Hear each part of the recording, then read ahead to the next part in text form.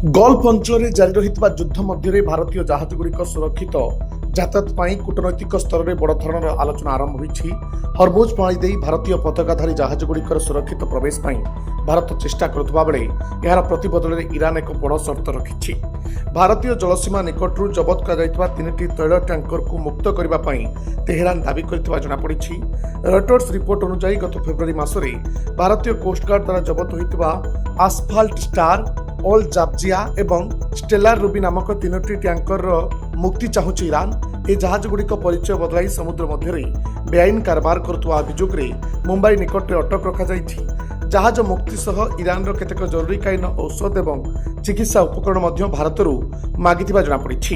ସୋମବାର ଇରାନର ରାଷ୍ଟ୍ରଦୂତ ଏ ପ୍ରସଙ୍ଗରେ ଭାରତର ବିଦେଶ ମନ୍ତ୍ରଣାଳୟର ଅଧିକାରୀଙ୍କୁ ଭେଟିଛନ୍ତି।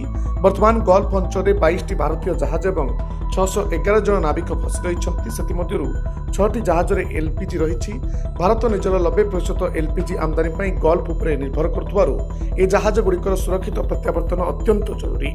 ଇରାନ ନିକଟରେ 2ଟି ଭାରତୀୟ ଏଲ୍ପିଜି ଟ୍ୟାଙ୍କରକୁ ହର୍ମୁଜ ପ୍ରଣାଳୀ ଦେଇ ଯିବାକୁ ଅନୁମତି ଦେଇଛି, ଯାହା ମଧ୍ୟରୁ ଗୋଟିଏ ସୋମବାର ପଶ୍ଚିମ ଭାରତରେ ପହଞ୍ଚିଛି।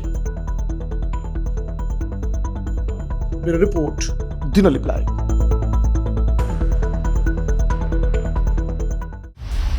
दिनलिपि लाइव को एबे ही लाइक शेयर सब्सक्राइब करंतु।